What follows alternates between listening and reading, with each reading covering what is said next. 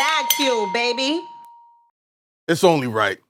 I don't normally start with a drink on camera, but we had to do it proper because we got a man right here who had a lot of dudes' girlfriends in the club pretending that they were single.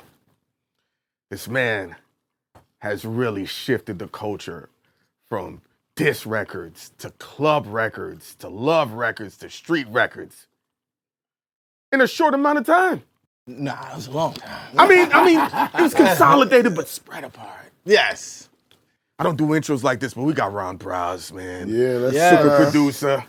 BagFuel in the building. BagFuel. Yes, sir. Yes, sir. Browz. What up? Uptown Zone. Yes. Salute to my guy Esso. Yeah, We rocking everyone as a sees unit. Sounds official. You already know BagFuel. They know I'm here already. Browz, where do we start with this, bro? Like, you look young, you look fresh. That means your royalties come on time. Not all the time, but you know, it's a lot of records, so. What's a bad month for Ron Browz? A bad month? Yes. What do you mean, like? When you look at the check, you be like, hey, I mean, you know, All right. a lot of records I did was platinum records, so. And then I got to see it on the independent side too, like What doing was that stuff on like? it. Was there a difference between label and big checks versus an independent check coming in? As far as, you know, radio, because like BMI stuff, Mm-hmm. because once a label drop the bag on a record, You get the performance rights. yeah, and it's heavy row. Yeah, heavy rotation. You know, versus if you indie, you might not get that much. That much push as far as marketing and promotion. Yeah, but you like if you got a record that you pushing hard, you'll see the results on the indie side. You know what I'm saying? It You just got to takes- work harder. Okay. But when that label put that button on, it's Yeah, just it's different. the phone. Because ring- I think it's more like it's worldwide. That's why it'd be different because it's like worldwide. Yeah. Indie, you gotta reach out to, you know, Virginia, the Bay. You can't do all that. You gotta do one side. This is what I be trying to explain to people that when you get with the machine, Yeah, they already got that. Oh, that's you can called sit big. back. They got. I'm gonna call Marcy over in LA because she speaks to so and so and so and so, and they're gonna take care of it. When it's yourself, yeah, it's very rewarding, but it's tons of footwork. Yeah. The footwork takes over your life. Yes. Talk about the footwork that people wouldn't know that it took for an indie that you had to do versus not doing when the bag. Like, not the whole blueprint, but things that threw you off guard. Like, I really got to do this? Or Now you really gotta. The relationships is important. The people rock with you on that side and ready to just, you know, rock with you, knowing that you ain't got a big, machine. you know, machine behind you. Because I was indie, then got a Bag. deal with Motown, Yeah. then went back indie. So, and I learned being indie from, shout out to my boy Kevin Childs. Okay. He had the label in Don 92, yeah. I was signed to his label, so I got to watch from an indie perspective, like, oh, this how you run stuff. All right, cool. You know, it was early 90s, but I still, like, you could kind of do it yourself. And to speed it up around, I put Pop Champagne out independently first. Interesting. I knew a lot of the DJs already and locally, so yo, play this joint. And then it got to a point where the streets was rocking with it. Then that's when, you know, Universal came. How long did it take for you to do all that legwork to make Pop Champagne? I had put it out like like right when the rucker start. Like Usually like top of June? yeah. And I had got a deal in September. Okay. So it was like a 3-4 3-month month grind. grind. Yeah. 3-month grind. That's a hard grind because you gotta do every day. You gotta do multiple clubs. Yeah. You gotta see Yo, multiple play this DJs, joint. do multiple shows. They look at you crazy. Drops. Yeah, who are you? You know what I'm saying? Then somebody gotta call somebody else and you spark a convo. It's all about the relationship. Yeah. I got a question for you because you do a lot of remixes and I hate asking I questions. just started though. Oh, really? Yeah. I boom. So with these remixes that you're doing, let's do that because maybe I'm thinking that you're doing because you did 2 or 3 really fast, right? Yeah. are they giving you the same royalties off the remixes, or are they just paying you upfront advances and that's it? No, the remixes I took upon myself to do. Like the Diddy remix. Mm-hmm. I just was looking, I seen him trying to get it going in a certain way. Mm-hmm. And I'm like, I know how to get this going. Mm-hmm. Shot a video for it on 42nd Street. DJs was like, yo, what version is that? Send that. Sending it. So some of the DJs just warming up in the club, and then when Flex and Enough was doing this battle on Mondays, who got the exclusives. Yeah. Enough hit him with that, you ain't get it this. Flex must have been like, what? Need that. Then when Flex got a hold of it, it was night. So that ended up a check because it ended up being official. Official remix. Now, if it ain't official, they ain't gonna give you no money. That's like, he got it hot for us in the street. I'm talking about I'm talking about the official, because back in the days, they didn't give you publishing and points and royalties off of a remix. No, I heard that. Nah. Yeah. The original got all the publishing, everything. So if you remix something and you did it out, you know what they would say, Browz, here's 30,000. Good looking. Question no, it. they tried to do that. Question. Since you were saying the original would go off, now that they're getting paid for the original and the remix, that's 2 checks? Since the remix comes from the original? If you did the remix, then yes, it's 2 checks because you did the original and you did the remix. Browz looking like. But most people don't remix their own stuff. Most time the purpose of the remix is to get a whole different vibe. Yeah. That's the whole purpose. So if Browz wants to remix his own record, he's not gonna go in. I'm not saying he won't, because you might catch a vibe and be like, yo, this would be dope. Yeah. But most likely he's thinking outside the box to be like, let me send it to RZA to see what he does on it and see what type of stuff he gonna throw on it and bring it back. But my situation was different because Puff threw Carisha on there, Young Miami, and Ashanti. I was like, this is a whole new record, mate. This ain't a remix, man. This is a whole new record, man. I need mine. I need all that. I need Pub. I need this. I need that, exactly. So that changed the game. Yeah. And you got to have a cool, lawyer. Shout out to James McMillan? Yeah. Oh, Jimbo. Yeah. Okay. That's James actually trying to do some business with us with BagFuel. Yeah. Okay. Shout out to James. Speaking of remix, man, I heard an urban legend, and it's changed up that when you did Arab music, that you had to redo the terminology because they felt it was offensive language, which is correct. Okay. What happened was the original was going off. Yeah. And I think Busta wanted to. He like, nah. What are you saying? I'm like, I'm not saying nothing. Okay. Yo, let's make it into a real. Let's say the real prayer. So I remember they brought Q-Tip in, and they got to, I guess, get how to say it. When they said the real prayer, that's when it was a problem. So then they switched it. Nah, let's switch it back to Ron version because it's offensive. Oh. You know what I'm saying? So that's what happened. The original with mine was good. When they tried to let's make it make sense, that's when it was a problem. Like, oh, they saying the real prayer. Oh, nah, Who was offended by that? I guess the Muslims, because I guess that's a Muslim prayer. Yeah. Right? Yeah. And so they switched it back to my version where I wasn't really saying anything. Interesting. Like, did that mess up your money or anything? It was more money for him. Once they switched it back, now everything's going. It's no back to attention normal. on that remix. Yeah, it's back to normal. Once the remix come out, it takes away from what they snatched the first one. I learned that the machine they snatched something off. Pew! What you like better? Gone. Do you like being with the machine, or you like doing it yourself? I mean, it's perks with being with the machine because it gets done. Yeah.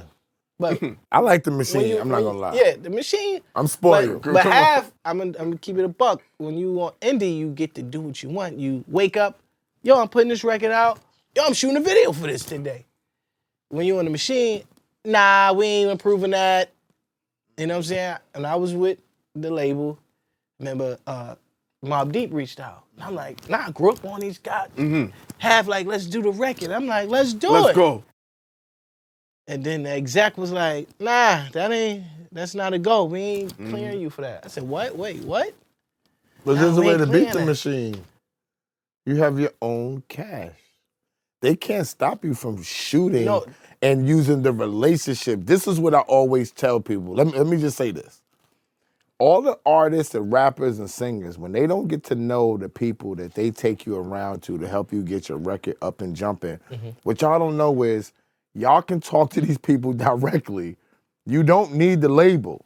So once you got the relationship with them, if Ron Browz has a discretionary fund, boom, I'm gonna take my discretionary money and I'm gonna shoot this video against everything that y'all want.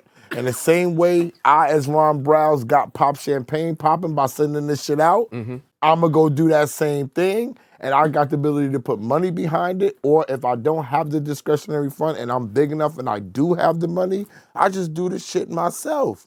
Because how many times have people put out records? See, people don't know this.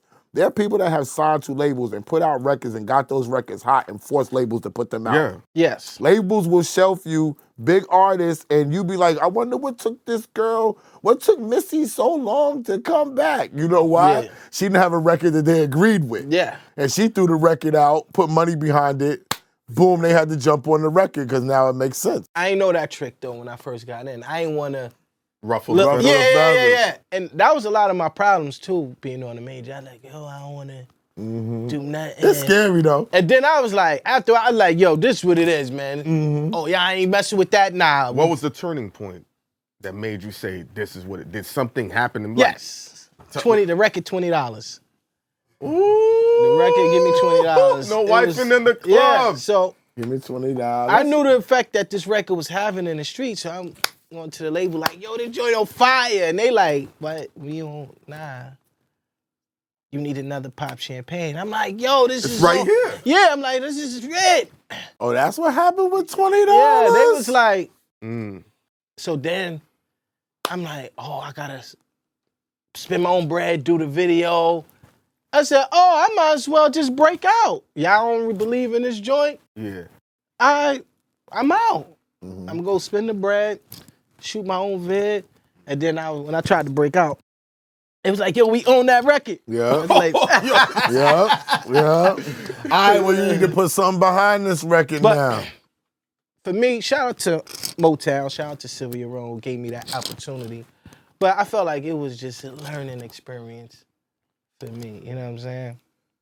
So I got to learn being in the label, how it works, and you know. So you learned from the Don Diva dude when you was younger Yeah, about the independent side. Just then to when you do got it. with Sylvia, you learned more about the Yes. label side. Which one? Okay, so now we back to the question. Which one are you more comfortable with? Which one is more lucrative? If you could put your finger on one of them, which way would you go? I already said I'm going with the major label. If I could be successful, I want to be successful on a major label. But a major, because they, you know, Yeah. they gonna give you the budget.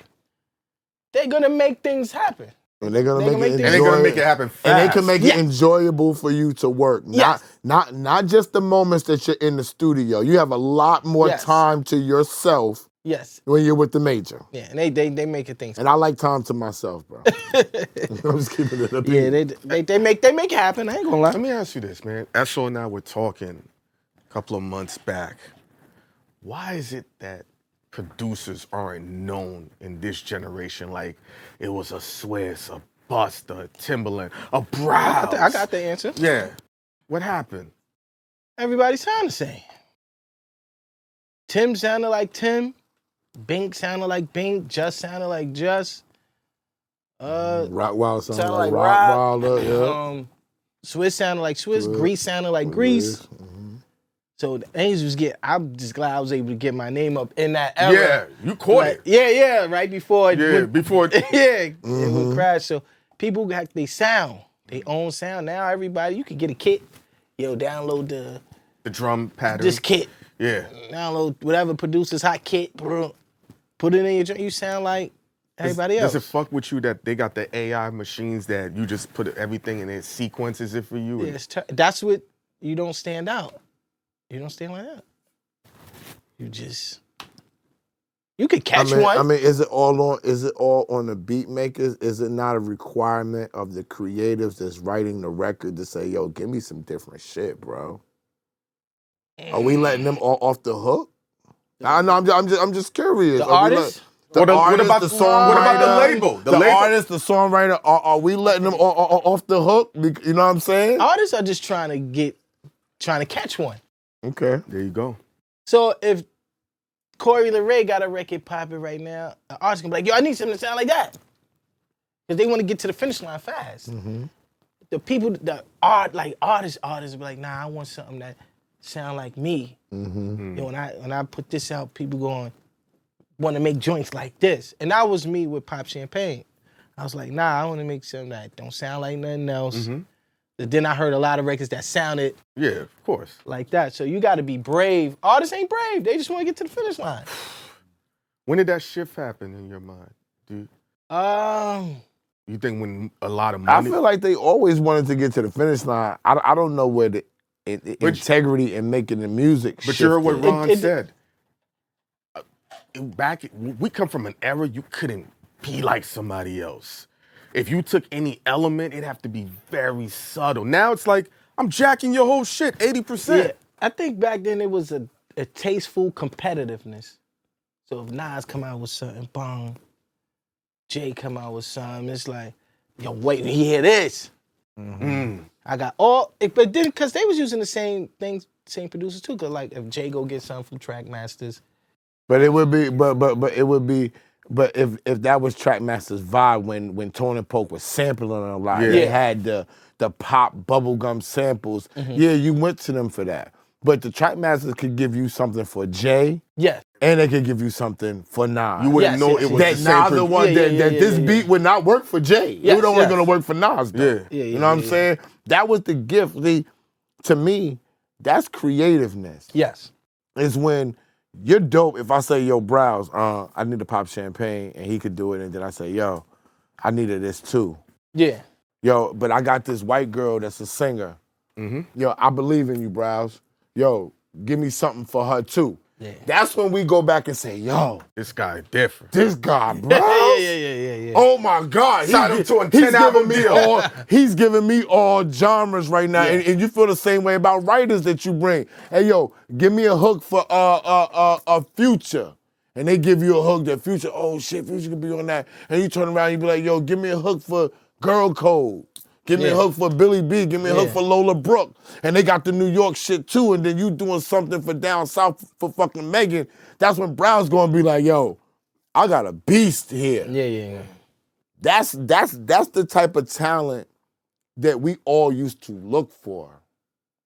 Nobody cares about that type of talent no more. People want to get to how can I get there fast? Mm-hmm.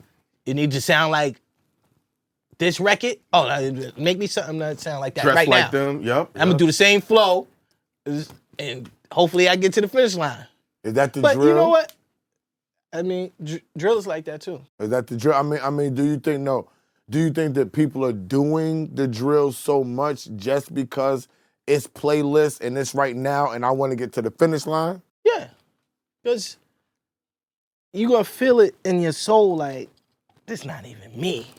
Like, so, you know how you say you had to take yourself out of manager. So sometimes I got to go into artist mode and come out of producer mode. So I'd be like, man, people was messing with the drill. Let me try it. Gotcha. Then you're like, this not really, I'm not really selling this. You know what I'm saying? So, and I know a lot of artists do. And people wonder like, yo, why a lot of New York artists wasn't making records at some point? Because they probably, like, you know what I'm saying? Nas ain't gonna go in the studio and be like, yo, I'm gonna try this drill record. You're gonna be like, nah, this don't fit me. Mm-hmm. You know what I'm saying? But the artists now, they just wanna get there fast. But it seems like, to me, it's way less money. So that's the thing that confuses me. Like, I'm in this for the art and I do love it, but if I can't get paid off of my art, I can't keep doing it. Yes. So one of the main objectives is getting paid. Yes. So when they're doing all of these different things, they're not even making no real live money when they're getting to the finish line. You follow what I'm saying? Because there's only a couple, like, you got Ice Spice, You know what I'm saying? She got to the finish line. Yes. But right now, we know how the game go. They on her neck for the next record, right? And although there people talking about this street record that she got out there, people's bubbling, you're not hearing it about how you don't hear about it like you heard about the first record, much. And that's what I know. The second record is the hardest record to come out with the people fuck with, right? You know what's funny? Like, it felt like 20 years ago, a lot of artists had that first, second, and third Oh, record because you know ready to go. You knew you had to have that in the clip. You wasn't getting no light. Yeah. But it was crazy. Like, it would be one. It's almost now knowing the industry. It's like they had all three already. They did. Once you had a banger, Browz do a banger with me.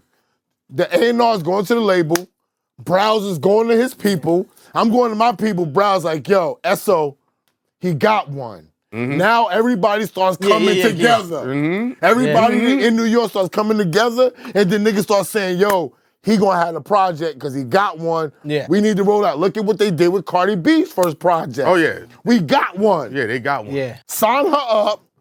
Don't let people know she signed. Let the record keep going. And what we gonna do, we working and we bringing the best of everywhere to work on this record. Only the best is making this album. That's why the shit was a classic. That was the difference. You knew when she's coming, that's why she's not coming right now. You need them. Lined up. They gotta You be need lined them up. things. Yo, Cardi, go get Partisan Fontaine. Stop playing, man. Make up with him. You can't Make up with him. You can't have a joint out without the follow-up. You gonna look crazy out there. Yo, one hit a quitter. Ooh. But they willing to do that. Oh yeah, because they gonna squeeze you for the streams of the first. Before it was longevity, like I felt like labels wanted the longevity. Now it's streams and everything. Yo, we take the one off, man. Yeah, we're going to make See our you money. later, man. Yo, Yeah. Browz, we can control you better with the one off.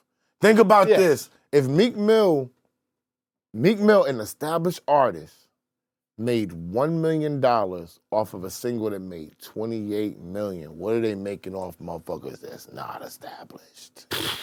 So why would we want you to be established and we really gotta pay you? Come in here as the one-hit wonder and let me give you pennies and I'm gonna give you the bullshit budget for your second single that's not gonna work, that I'm gonna write that off and you're gonna go away with nickels. I hope you do good with your popularity, homeboy. See you later. See you later. They're scooping it. Did you feel that same pressure when everyone knew that Ether came from you? And did you become like an overnight sensation? And then after that, what's the next follow-up? Or you had everything in the chamber? On the producer side? Yes, on the producer side. On the producer side, Because you know, once that I had beat- them in a clip. So when people heard Ether, that was a joint I would let, if y'all would come, like if some, yo, I got this joint, here, listen to it. Just the beat. The beat. Yeah, just to be. Yeah, we listen used to it. smoke and vibe out to that. That's old school. Okay, so they bring, I always tell the story, they brought hip hop, the A&R for Yeah, Jay-Z. yeah. They brought him to my mom's crib. I plays Ether. I'm praying, yo, please, get us to Jay. Please, somebody, let him hear it. You know what I'm saying? It was 2 beats. I remember vividly, 2 beats. I used to play these 2 joints for everybody. Yo, nothing came from it. You know what I'm saying? Yeah. So I got the opportunity to get a beat CD to Nas. It fit his emotion at the time. Nigga. And that's how Ether was born. Let me tell you why I despise that song. I'm from Brooklyn, even though my shirts say Queens, right? Oh yeah, I'm about to say, get his shirt. Yeah. Get his shirt. If all the right? song is fire, and it's just that one line that every one? Queens nigga holds against Brooklyn niggas. Queens niggas Run running niggas. Ask Russell Simmons. And I said, fuck Ron Browz. And I love the I didn't beat. write it. It doesn't matter. You're 50% responsible. Because I did the beat? Yeah, nigga. You're 50% responsible. I'm responsible for the energy. I love it. And I'm not mad at it. Harlem niggas I'm have from shown me love. Queens. You understand? So I just be like, if that line doesn't exist, I'm good. Because every Queens nigga, I remember Tony Yayo said that shit to me. I just was like, man, there's no comeback to this shit, bro. Well, it's a hard line to come Nigga. back. Shout out to Ron Browz. Nigga, is it? Yeah. Yo, the fuck, but It's a great record. no, So are you in Atlanta or are you in New York? Because the word is you're traveling back and forth. You're doing remixes for everybody. Every time that we supposed to sit down with you, he's traveling back to Atlanta. I got Claudie B calling me. I got Court Digger calling me. You know what I'm saying? So where you at? You know, I'm in an exclusive location at the moment, man. But nah, I'm back and forth. You know, shout out to my people in the A. But I'm in New York. Okay. Dude, so you know the vibe is here. The vibe is back. The vibe is back. Yeah, the energy. I love creating here.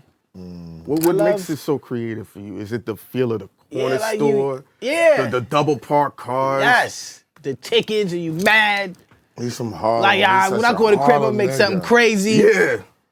He's such a Harlem nigga. I love it. I used to be on the corner, and you know, we used to, as youngins and the hustlers used to fly by in the cars and smooth. I'm gonna get that. I'm gonna get that. And it was inspiration, but I'm gonna be like, yo, I'm gonna do these beats and I'm gonna get that. You know what I'm saying? So the whole inspiration from New York and going through the Bronx and going through Harlem. Then you Triborough, you in Queens. It's the vibe. And then you get on the drum machine and you pour all that energy out into making records and making beats. Has being in the South expanded how you produce? Now, I had a short-lived in the South. Huh? Short-lived. Oh, short-lived? Yeah. Oh, okay. So I wasn't out there that long. Because I lived in the South just like him, and how they make beats and how New Yorkers is... It's different? Because, you know, they be on the motif, the 88 keys, you know, they were in the band versus New York. Everyone's doing it by ear. I don't know your musical background. I don't want to assume, but... Like you said, the drum machine. They all be in the band out there, though. Yo, everyone's in the band. So in their mind, it's always about the melody. Because how they would make beats, and I told Esso this, is they'll make a beat and they would walk away from the room. If the beat makes you walk back to the room, they knew they had a banger. It's just like when you in the club and the shit hits. Yeah. Two places you go, the bar or the dance floor. Wow. You know? Ain't no dance floor no more. Yeah, it's all VIP now. It's just bar and bottles go up. Yeah. Which you started that. That's your fault. Yeah, that is your fault. That's your fault. The bottles? Once you said Pop Champagne? I think Pop Champagne in the section, the whole section's wave blew up for the clubs in New York. You fucked up the parties. Yeah, you and Jimmy. No, that made... you and Jimmy, that made people want to go to the club. No, it made them want to go to the club. No, but he ended up, it wasn't no dancing. Nothing. It was everything is about Harlem get niggas. your section. You know how Harlem niggas do. They love Bring dancing. your bitches, Nah, get your section, pop your champagne. No, it's only humping and yo, what's up? You what's sucking? What up? Nah. That's You're the reason why the bar like, is in the middle of the strip club section now. Like, Remember, it used to be off to the side. Harlem niggas, that champagne is in, niggas is dancing. That's true though. You They feel will dance. The music feel good. You like, He's talking about when you go to places in Harlem. But in the club, nigga. See, I know. Claudie I know. Claudie here, okay? I'm a Queens uptown nigga. Uptown niggas know I be there, right? Uptown niggas taught me how to navigate. He's talking about spots uptown. Yes, they dancing wherever. No, that's the only place. Once you go to the club, okay? In the city. Everything is about bottles, champagne, and sections. And that shit started when Pop Champagne came out. You ain't popping champagne, dancing, and doing the gangsta boogie in the club. You know why? Because other boroughs will look at it like, that's some corny shit. Like Harlem niggas like to drink, party. So you might think a nigga's less gangster when you see him dancing. So Pop Smoke said that before he died. I'm sorry. So Harlem niggas might tone it down in the club because we gotta still be a little militant. Like, all right, don't play with us. We ain't here. But niggas be some dancing ass niggas. But you come uptown, we partying. Oh my God, they move they moving the chairs out the way. The dinner's right there. He riding his bitch, eating at the same time. It's a vibe. Drinks. I already know. There's nothing else like that. Listen, when Jimmy said champagne to us is nothing but mouthwash, I said it's over. It's over. It's over. It's over. Because all you're gonna do is drink and spit it out. That's it, V. What motivated you to be a producer? Who galvanized you? Oh, wow. I'm gonna tell you, I always forget names, I'm gonna try and get all Or of them what moments too? to be a producer. When I was young, we had a producer. I thought he was putting too much sounds in the beat. It was too I cluttered. thought, I said, if I learn, I'm gonna take all them sounds out and simplify it and make it, crazy. So, when Kev got locked up, Kev Charles got locked up. I was like, yo, where the equipment at? He told me where the equipment was at. I got the equipment, started to learn it, teach myself, and then got it. Okay. Interesting. And that's when I started. But then, I would hear Pete Rock music, Diamond D, the Havocs, the Dre's, the Primos. I met Bink young. I met Bink when I was like Bink 12. Dog. Yeah. Showbiz when I was 12. Like all those producers was getting crazy at that time. You know what I mean? It was a vibe. It was a moment. And nobody didn't really sound like each other. Everybody was sampling. But, P Rock would sample Different his way. shit. He would cut it up. Primo sample his way, So all that was like inspiration for me. Is there any beat you ever heard you be like, damn, I wish I made that? Yes. Like such. Reminisce. Yo, Troy. Yeah. That's I think that's What's better than that. Classic. What's your top 5 beats? Reminisce. Yeah, Troy. I'm gonna say Shook Ones. Yeah. Shook Ones is a tough yeah. one. That's I'm iconic. gonna say Shook Ones. Quiet Storm is a tough one too. Yeah. But it ain't Shook Ones. No, hell no. No, of course not. Hell no. I'm thinking there's a couple I know. You know what I like? Protect Your Neck. Definitely. That's in my top. Yeah. Top. That one right there. Love the Woo on the low. Nah, Woo's crazy. He's like, Inspector Deck called me. We supposed to do something. Yeah. But the Woo, he's like a silent Wu-Tang Killer Bee or some shit like that. I'm more G Unit. I like the G You Unit. think so? Yeah.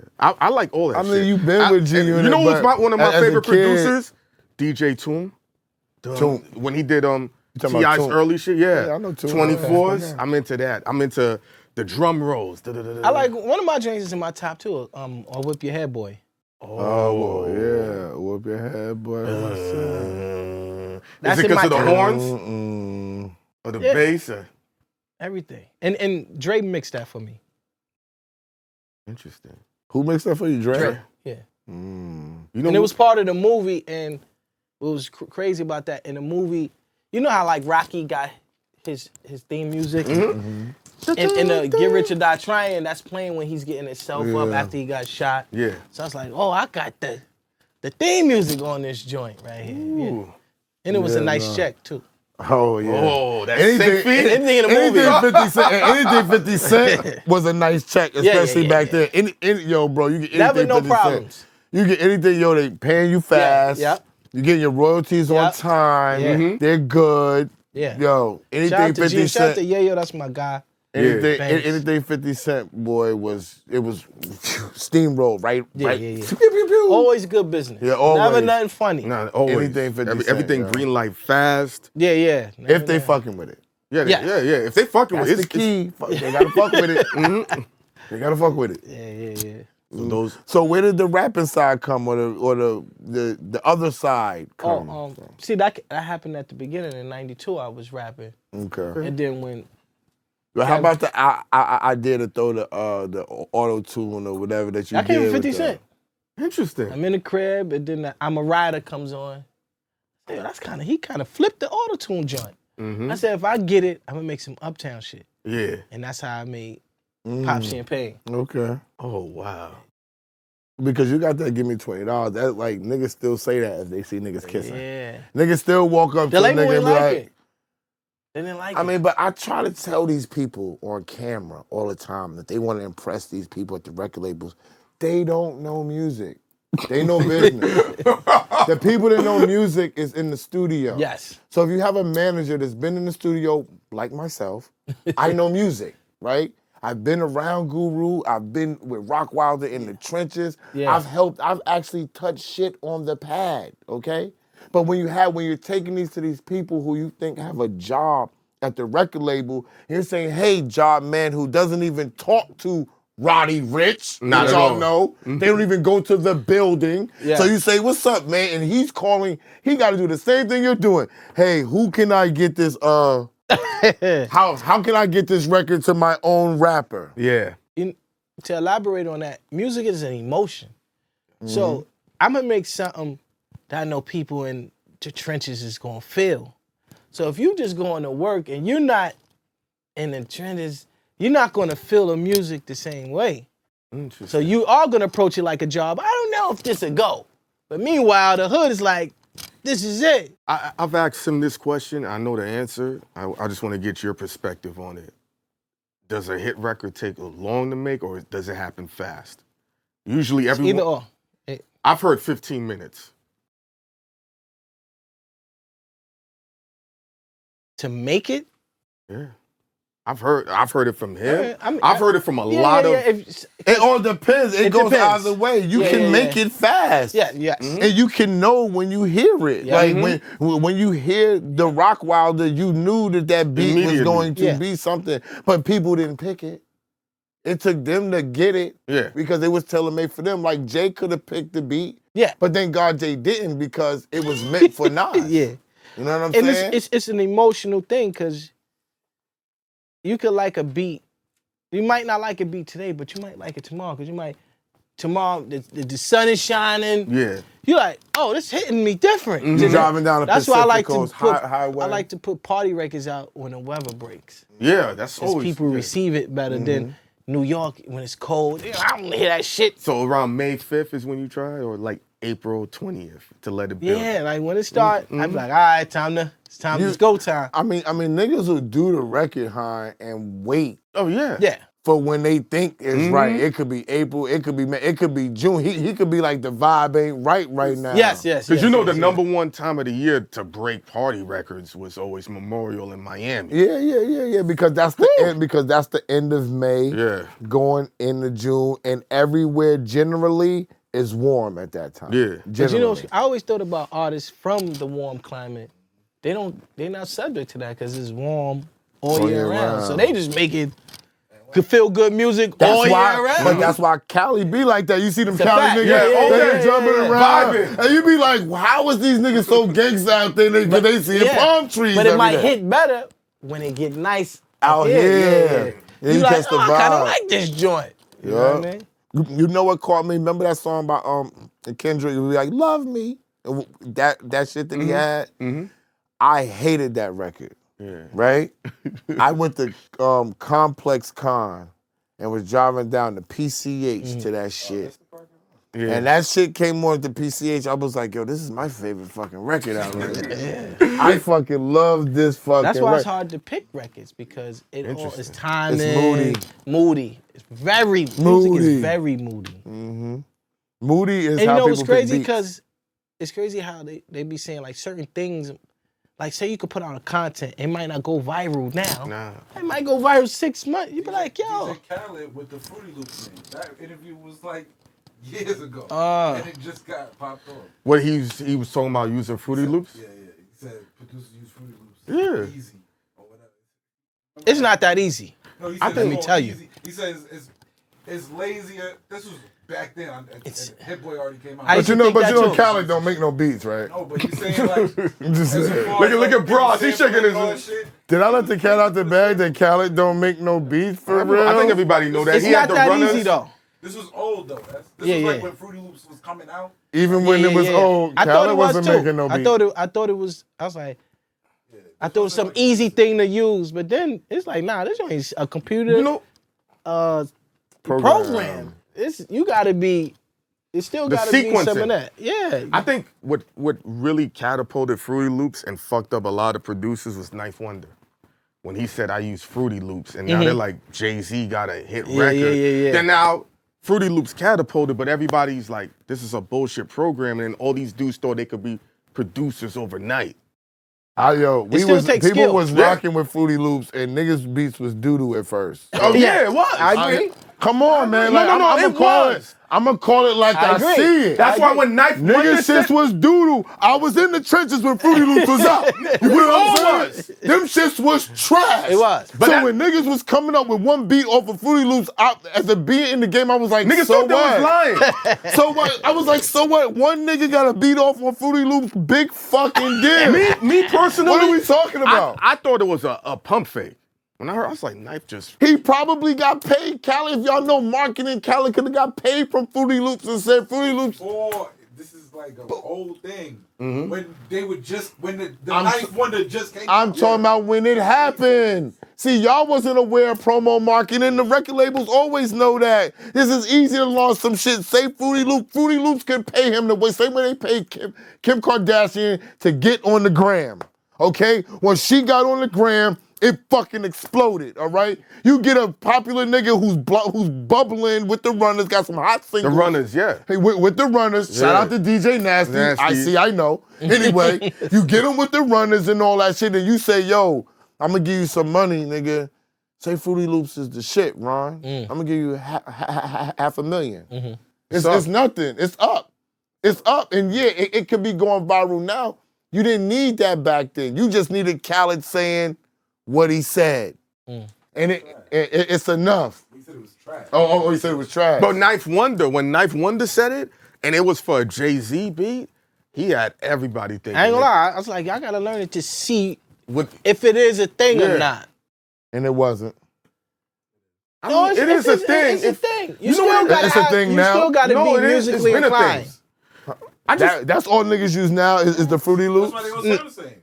The young niggas. Yes. The young niggas. The sequencing I'm is all an the same. MP guy though. You said what? I'm an MPC guy. Yeah, but that's NPC. what Khaled was caping for dudes like you. Yeah. So they got new sound. So they got new sounds in the Fruity Loops and shit now. It's something different. No, it's the sequencing. The drum, like you said, the drum. Okay, kits. so the original beat makers who really was making beats was making whack beats on Fruity Loops, and these dudes that can't do real beats can make dope beats on Fruity Loops. No, I the think- generation. It was a generation Yeah. under the MPC guys.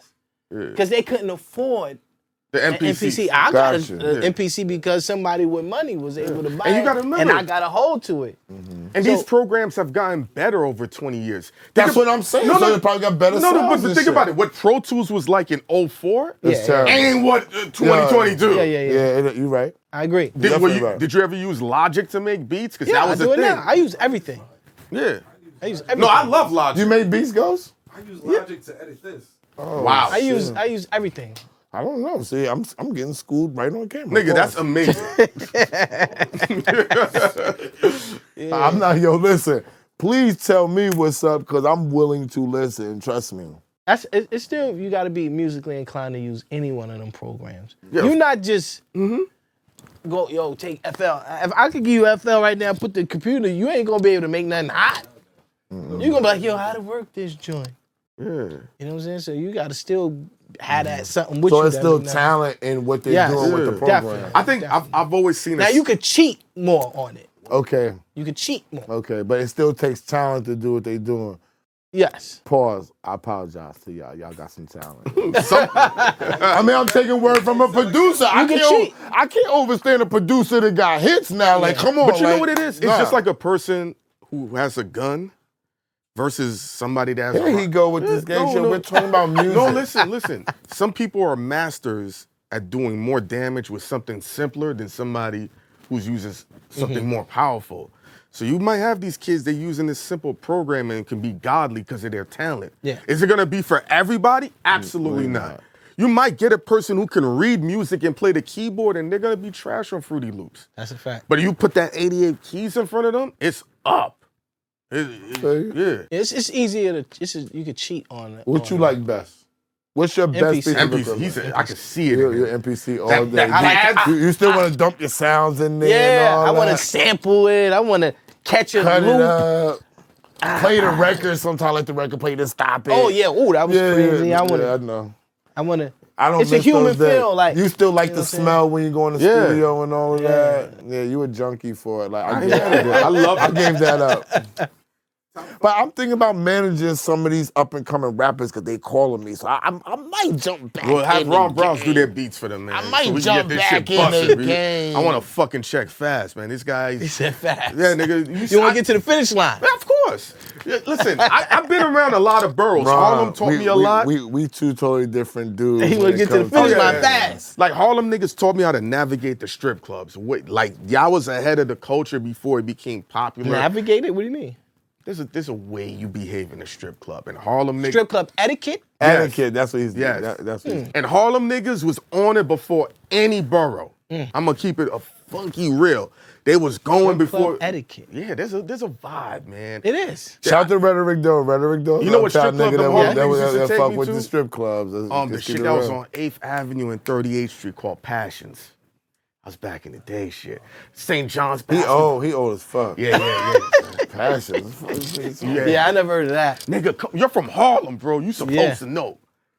You supposed to know. But I ain't getting into the strip club culture till He's a a later. music nigga. See, He's a Harlem nigga. See, but- don't say he's a music nigga. He's a no, Harlem but, nigga but, first. but I'm Y'all gonna say stunt this differently. But I'm gonna say this. At the time where we was doing our thing, and I actually was in the game a little before him. Yeah. Right? But even at the time when his shit was popping off, it was still a secret society. That's a fact. It was still, we know who we were, and you could, when you go somewhere, you could see, you know this nigga, like you don't know who he is, but if I saw Ron Browz, we would look at each other like, yo, nigga, what you do? I made it so-and-so, I could tell. Yeah. That it was a secret society on some real shit. So the way that you moved around and the way you got things done was totally different. And when you come from that, your mind state, even with this game, is totally different. We need to get something out of this game. I talk about money to these guys more than they want to hear me talking about money to these guys, okay? But in where we come from, you're not successful in this game just because people know you. If you're not making no cash, you are trash. Yeah. You know what I'm saying? That's how you're gonna keep your vibe going and flowing. So it's just a different mentality in how we go about things and what we're looking for in and outside of this business. What was it like when those checks started coming in? Was it from Ether or did you have other things coming? Was it let's go through the rollout. Quick story. Yeah. I was just happy to know how to make beats. I meet Big L. Rest in peace, Big L. R.I.P., yeah. We do Ebonics. Then we do 4 more records. He gets killed. I don't know the business. A year later, the album comes out. The album goes gold. I don't know the business. I don't know publishing. I don't know pointing. I don't know mechanical. I don't know nothing. Shout out to my man, Derek, M3. He said, yo, the album went gold. I said, he said, dude, you got checks. You got money out there. You're bugging. I'm like, what do you mean? He said, yo, I'm going to get you a lawyer. We got some real money out there. Yeah, he said, I'm going to get you a lawyer because you don't know. I'm going to put you on. Boom, I got a lawyer. Boom, boom. Who was your lawyer? I forgot his name at the time. I forgot his name. Okay, so you got the lawyer. Got the lawyer.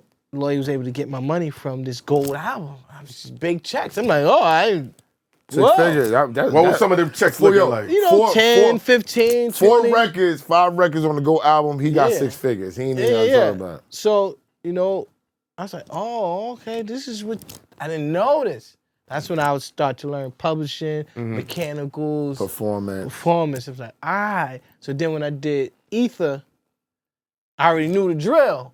You know what I'm saying? Platinum album, got my lawyer, points, bump. Everything is lined up. So once you know those things, those 3 income sources and all of that. What's the 3 income sources again for these? The mechanical, the publishing, and the performance. Performance, yeah. If you get a single, you got to get a single. Yeah. So once you learn those 3, you be like, all right, I know how to navigate from here. You know what I mean? I know what's rightfully mine. I know I get 50% publishing if I produced it. And you know what I mean? But let's make a correction because they'll chew us up for that. It's the mechanicals, it's the points, and the performance. So the points is when he gets 3 points, Yeah. 4 points plus bumps. Those are the 3 income because the mechanical is the publishing. But go ahead. Yeah. So at Ether, nice check from Nas, and then went platinum, and then you just get. Yeah. Was that bigger? That had to be bigger than Big L's check. Yeah. way It's bigger. different. It's different. Oh, Yeah, he on because- Columbia. And you had a big But, radio yo, single. Yeah. RP to L. I'm living in my mom's crib. L comes through. Yo, he go a little 1,500 for the Ebonics. I never, at the time, I ain't see money like that from doing nothing. He kept a G with me. Bong, that's for you. All right. And he didn't have to do that. I didn't really know the business. I just wanted to make beats. You know what I'm saying? And back then, but have a new beat back then, that was love, especially if he's just throwing it to you because they wasn't trying to give you shit. Yeah, he was indie. They didn't have budgets like that back then. L was indie. Yeah. He was by That's himself. a different No, type he was of love. indie. Okay. He was indie. When I met him, he didn't have no deal, was nothing. Oh, okay. I don't even think he was active like that. And when he met me, he was like, oh, I just met him. You got all these beats? Oh, we about to get crazy. I didn't know that. And we did. That's why I did 4 joints on the big picture. I did not know that that's how, like, he wasn't really moving around like that. Nah, he was chilling. And you had the relationship with him and all that shit like that. Now I met him. Met him, that's what And I then we meant. just started to work. Had a working relationship. Working relationship. You know what I mean? Because Rest in everybody peace, Al. reveres him. Go ahead, I'm No, sorry. what was that synergy like with you and Jimmy, yo? Jim is funny. Recording Pop Champagne was like I put Pop Champagne out independent. Shout out to Jazzy Joyce. Jazzy, I played it one night. I guess Jim heard it. So when I seen him, like, yo, I got this joint bubbling. Yeah. He's like, yo, I heard it. I'm like, you want to jump on it? Yeah. We go in the stool. Jim on the couch. Jim knocks out. Sleep. Gone. So I'm up with the engineer. I'm like, yo, should I break out? Like, this guy's asleep. He said, nah, he does that. I said, what do you mean? Like, the beat just playing. Like, dog. Like, Yeah. he said, just wait. Like, hour later, Jim wake up. Yo, turn the mic on. I'm going to the booth. And does the verse. I said, oh, this is crazy. I never seen that before. Like, Yo, That's that vamp life for real. yo, sleep, Yeah. gone. He wakes up with These the Harlem niggas is different. He wakes bro. up with I the love 24 bars. He wakes up with the 24 bars. He didn't write nothing. It just Nothing. He woke up from his bed and No, the Not seat. the bed. The couch. He was The couch. asleep. The couch. and just killed the. Yo, Yo, that's turn the mic on. I'm going to the booth. On the booth. He lays the 24 down. And Pop Champagne, it was his verse. Then he was like, yo, you know, we need the icing on the cake. I said, who? He said, yes, put L's on there. And that's when L's jumped on there and made a whole big thing.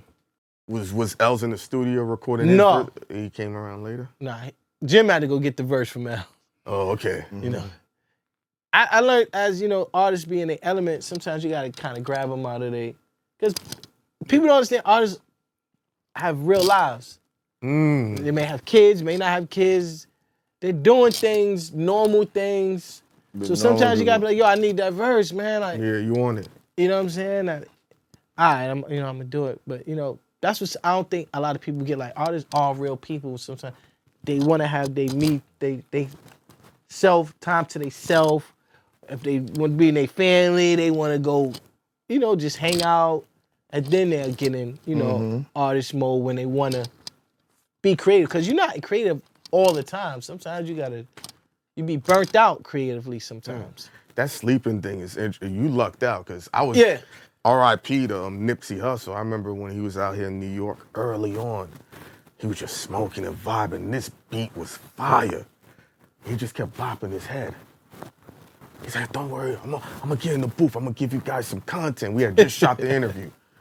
And we're like, all right. Hours is going by. I fall asleep in the studio.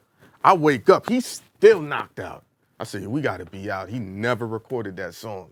So you way fortunate because I was hungry for that footage, that content. He probably recorded it because Nip. I met him one time. He had a different recording style. Yeah, he would People chill. said that he had a different recording style. Rest in peace, Stack. Stack had a different recording style. Talk about it. So I got to record with Stack. Mm-hmm. Yeah. So, you know, I'm indie, paying for the studio time. You know, that studio time is kicking. Yo. Stack he records like 2 bars at a time. He'll go in the booth, come back out, let me hear that. Chill, walk around, listen to the beat, 10 minutes. I'm like, yo, dog. We paying for this studio time, bro. Go back in, do 2 bars, come back out. Yo, let me play that. I'm like, oh, this is crazy, but it came out fire. So some people record different. Yeah, people vibe different. What's some crazy studio shit with you? Because we all been in the studios with greats. I can't even think off the top of the dome. But I mean, it was just like, I can just say that the music business have privileged me to meet a lot of how do you say eccentric people. Okay, so I'll leave it at that. I've seen a lot of wild things go on. With stars, with people having asthma attacks and they man's not having their little breathing joints and stuff like that. You know what's the craziest shit I heard? You know what I'm saying? A very famous female artist, you couldn't call her by her name, and when you talk to her, you had to be facing away from her. No, I know, yo, bro. You know what I'm talking about. I got invited to a party with a dude. He's dead now, so I'm not gonna mention his name. Yeah. They was like, was it the dead guy? Yeah. When he walked out the hallway, you had to look at a card. Like they didn't want you to see. Yeah. And I would be like, I'm not going. Like I'm not fucking with that. That's too many stimulation. I'm from South Jamaica, Queens. Like we don't do all that stuff. If I can't look at who's walking in the door, it's a problem, bro. Like chill. You know what I'm saying? What's your process like when you're in that zone creating? A lot of times, sometimes I used to I'll go to Harlem, chill, soak in the energy. What's east side or west side? Lenox Avenue. Okay, in the heart. Yeah, Lenox Ave, go chill out. I don't have to be around nobody either. I could just drive through or whatever, then go back on the MP. But I feel like my vibe come from how I'm feeling that day. Mm-hmm. So I'm feeling happy that day, I'm gonna make some party beats. If I'm feeling... You're making Whip Your Head, boy. Yeah. If I'm feeling gritty one day, I'm making those type of joints. What excites you about Harlem? Is it the double parked cars? Is it the fish spots? Is it the prettiest, sluttiest chicks in New York? It could be that 8 to 80 blonde, crippling, crazy, the sluttiest, the prettiest, sluttiest bras in New York. It's the Listen, the sweatpants, the vibes, the dope boy vibes. You just like, I mean, y'all got 2 iconic spots: the fish spot on 25th, and then the chopped cheese spot. I remember going there. I'm like, you gotta get a chopped cheese. It's good food too. Definitely. They got Ricardo's where everybody goes but I'm talking about from a hood nigga. Corner Social. Yeah. But those got Red Rooster. Those are uppity shits. You know what I'm saying? I'm talking about like shit. You got Lido's famous fucking bitch. You know what I mean, right? We can go all over Harlem with this shit. Sound like he sound like a tourist right now. And he you got heart in Harlem too. I'm a Harlem and Queens. I'm a Queens then Harlem nigga. So when I feel Harlem, it's the double parked cars, it's the corner stores, it's everybody outside by the fish spot. Everybody's outside. No one cares what time it is. Yeah, everybody talking, they gambling. Yeah. Everybody's dripped down to the T. Like the birds is outside when they supposed to be asleep. The birds is outside at 3 a.m. chirping, talking.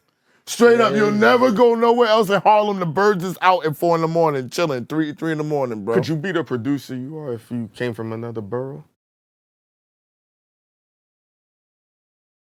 That's a good question. I'd be thinking about like... Nah. He's actually good at his job. Nah. You know why? Mm-hmm. Because if you hear them remixes and them things I be doing, you got this bop to it. I agree. They got That's a Harlem nigga if he gonna be as good somewhere else. No, for real. That a fucking trick question. You know why? Get the fuck out of here. I feel like his beats embody a Harlem aura. The $20, it does. pop shit, like everything, all them party The dance records. vibe. I don't think a Brooklyn dude can do that. I don't even think a Queens dude could do that. Could Havoc do $20? I'm not denying that. I'm just saying it's a trick question. You gonna ask a Harlem nigga, would you be the same if you was in Queensbrook? No, nigga. I'm Do from you Harlem. think Prodigy, does Havoc do Shook Ones if he's not from Queensbridge? He might. He could do it from Southside. He could definitely do it from Brooklyn. Definitely a Brooklyn nigga could have did that. Stop. A Brooklyn nigga could have did Shook Exactly. Ones. Stop. See, come on, stop. But not a Southside nigga. A Southside nigga could have do Shook Ones. A Southside I'm sorry. nigga could do Don't Shook do that Ones. shit to me. Get the Southside fuck out nigga of could here. do I've Shook been in Ones. every borough, my nigga. And so Southside has niggas you. should do Shook Ones. They're Queensbridge. You want to know how I know? know? Because you said a Brooklyn nigga could have did Shook Ones. And I'm Right like, I agree. there. Yeah, Not because I'm from, exactly. it's just that grittiness. Hey, what are you talking about? Southside just as Because a gritty? Brooklyn What nigga you couldn't talking do about? pop champagne. Walk your ass to 170 and Liberty Avenue. Walk your ass down 134. Walk Nah, your ass nigga. about 40 and Beasley Project nigga. and say, none of y'all nigga. Queens niggas can do this shit. Get the fuck out of here, nigga. Son, not from that era. Fuck out of here, nigga. Y'all got the most That rap- was the hardest area, nigga. Supreme was on the loose at that time. Nah. What are you talking about? What are you talking about? Bro, I was like, what the Crazy. fuck? I'm trying This to figure it nigga's out. crazy. Think about I'm trying to figure it out. This nigga's crazy. That's Wait, all but I'm both saying. of both boroughs make hard street records. Though. Yeah, I know that. So That's- you think it's a different in the He integrity does. of the He street thinks so. record? Yeah. He I thinks so. I think, yeah, this For real? is different. From Queen, even from So where, who make more harder records? What you more mean? harder street records? what you mean, per borough? Brooklyn or Queens? Who makes the harder street records? I mean, So we would be talking about the producers or the rappers? Which one are we talking about? Because he's Records that come from the because he borough. said producer. No, He said- records he that said come not from a the borough. producer. There's Mobb Deep, and then there's then you got and Dip. What did? Mobb Deep is way different from Dipset. Of course, Yeah. way different. Way more grungier. What was that Dipset era like during the mixtape? Like, cause they changed a lot of fashion, the rollout of a mixtape. Hey, they used to have like 100 records on their mixtape. Yo, But you know what? They were able to find the singles. But how the fuck Because were there's they a lot of making so records. much? Yo, no producer was getting paid on them joints. I don't give a fuck what nobody talking about. Browz turned his face. Yo, listen. all y'all producers. I don't know. He's talking about my Yes, business. you do, nigga. He minding his There's no business. way. There's no way they got 100 records on mixtapes and niggas is getting paid. Bros know the game. No, New York. Wait. Browz. Yo, New York. That was the turning point to New York. What you mean? Once, and the producers wasn't getting no money I know that. because, yo, can I get this beat? Yeah, and for they my was putting that mixtape? shit out. Exactly. Mixtape? That was What how are they you wasn't talking paying niggas. That's what I'm trying to tell you. It was the loophole. That was the loophole, and then the labels was letting you do it because the labels wouldn't clear it at first. But now they're saying, this is promotion. Yeah. Let them do whatever. And you got 100 producers that don't gotta get paid, and we're gonna make your name bigger, and they're gonna buy more albums from you. Go for That it. messed everything up. Yeah, fucked everything up. Yo, let me get this. All right, yo, just send your invoice. Nah, for my mixtape. Mixtape. So I can't get paid? Nah, if the joint go. And if it becomes a single, if it go. And niggas were jumping in the pot like, fuck it, if it go, It take all depends my on shit. the artist, though. If the artist you see, they got potential, you know what I'm saying? So, like, shout out to Nicki Minaj that did I Get Crazy in that type of Type of setting. Beat Me Up Scotty. That was a legendary mixtape. 10 years later, get a check for it because it becomes an official project. But you gotta have that eye like, you might blow. I take the chance. Gotcha. You know what I'm So saying? what was that like when Nicki I came Get to Crazy you? is my favorite record Yeah. about her. She was just looking for joints at that time. She was in grind mode, Of course. and I did 2 joints for Killer DJ and I Get Crazy, Yeah. and they were dope records. How'd you feel when you heard I Get Crazy, though? I knew it was a different female approach to a record. You know what I mean? Like, you knew she's out of here. Yeah, you know what I'm saying? Everybody When I kind heard of that, I was super, because people was telling me about her, but when I heard I Get Crazy, I was convinced. You want to know Yeah. when I knew she was out of here? when she had that mixtape, I think before that, or it might have been that one, and she had every rapper doing a voicemail. Yo, Nicki, Jim, it was a lot of legendary dudes, and it was almost like they trying to holler at her, they trying to get at her. But you know she bit that, right? Biggie. From Mary J. Blige. Hold on, what you mean? From 411 Remix, nigga. That's Mary J. Blige. That's why she redid it. That wasn't original. That was set up. No, I'm just saying the promotion of. Yeah, but I'm just saying she bit that. That wasn't authentic. I'm telling you, she got it from. Her and Drake did it. She got that came from Mary J. Blige. No, but nigga. I'm not the originality of that is not what I'm talking. I'm talking about how the dudes were talking about her. Really, they were doing. That's how you need to hear Mary J. Blige's original. Yeah. That's they do. It's the same whole shit, and all he did was jack So it. do you take points away from artists who Jack things good? so? No, that's hip hop to me. Like, this motherfucker, all y'all motherfuckers that stole all our content, don't I play nice? I'll be like, yo, it's hip hop. People take it, they remix it, they do what they gonna do with it. so of course, I'm mad niggas is getting paid off of me right now. So you know I don't think nothing. I think that they're still dope, although they robbing us to death. It's cool. It's hip hop. Like if you give somebody a hook, if somebody writes Nicki a verse right now to a hit record, I still would think Nicki is dope. Yeah. Right? But if somebody wrote all of Nicki's catalog, then I'm gonna just say, yo, she cool.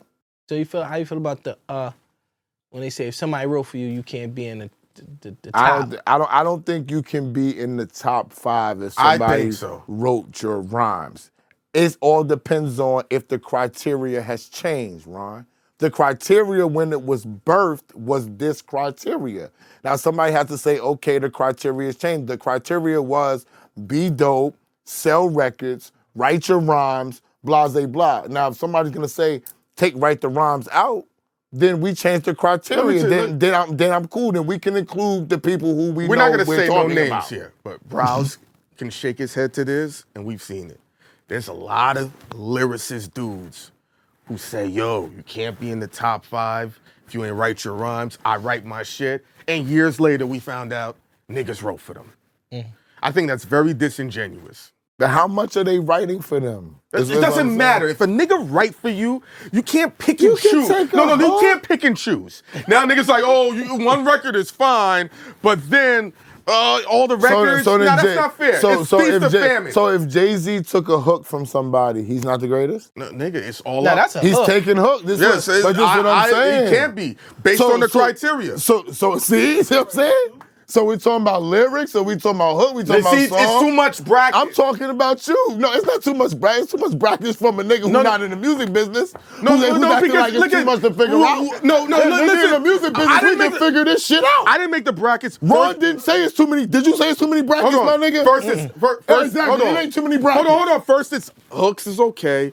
One song is okay. Because you don't know the creative process. 2 songs is okay, but all the songs, if a nigga's writing you a hit record, I don't want to hear, I don't want to hear, yo, if you don't write your shit, you can't be in the top 5. That's unfair. He's the guy you're taking your music to at the label. I'm the nigga in the trenches.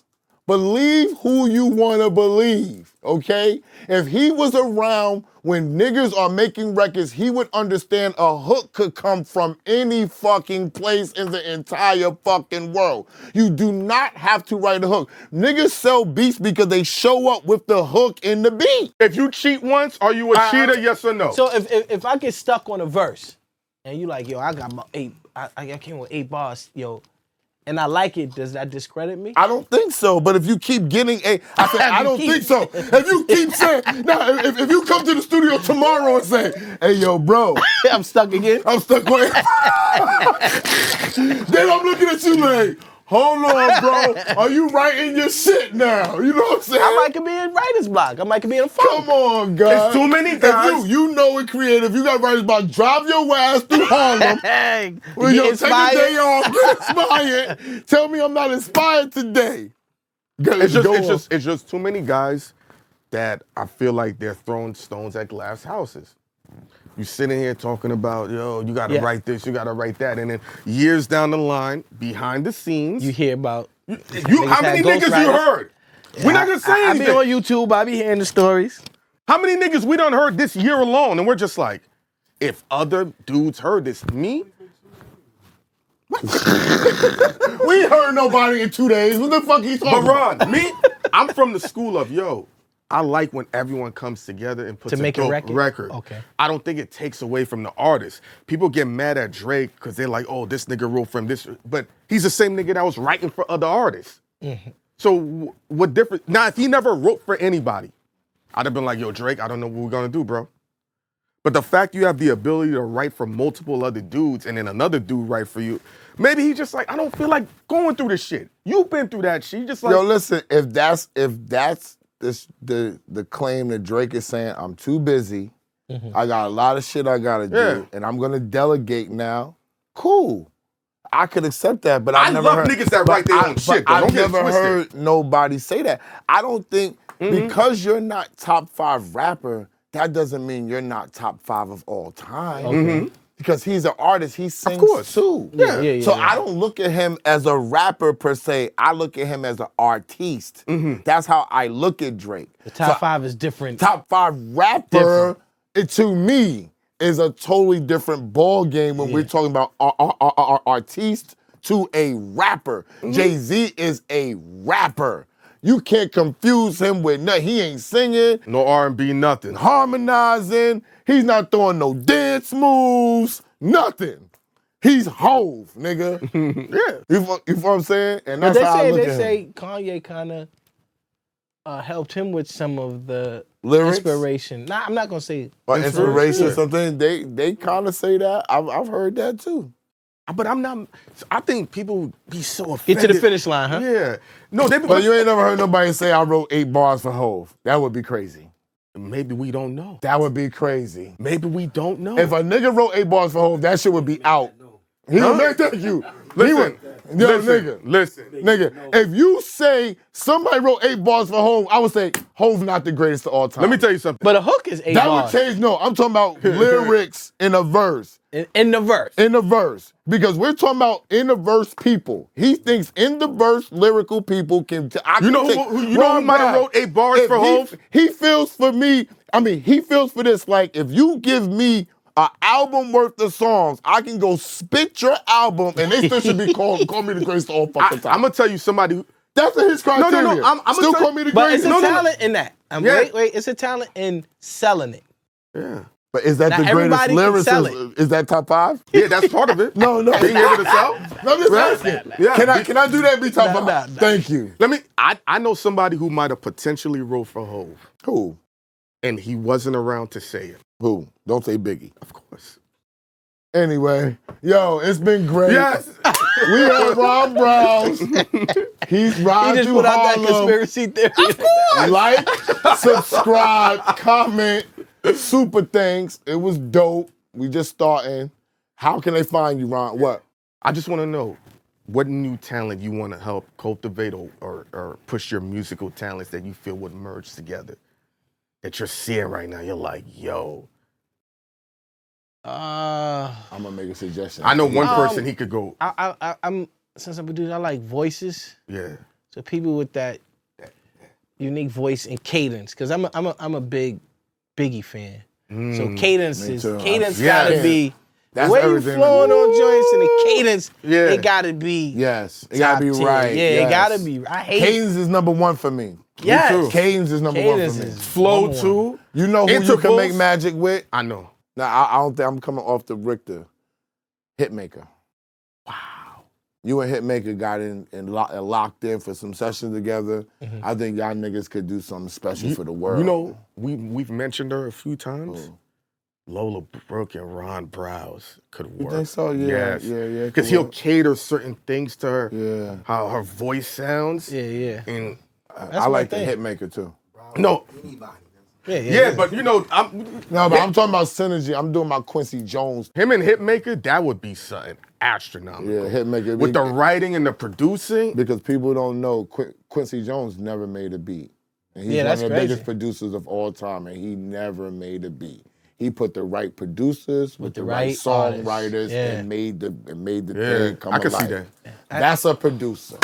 Yeah, yeah. All right, thank you for coming, my guy. Yes, Really man. appreciate it. Have mad Yes. fun with you. You know what I'm saying? My We had man. mad And he laughs bought the and shit. champagne. Yes, sir. I don't know nothing Still about standing. Shout out to my man, Clody B. Oh, I got look, I got my still standing sweatshirt on, you know what I'm Bang, saying? bang. Repping best out still, you heard me? Yeah, we outside. All right, look.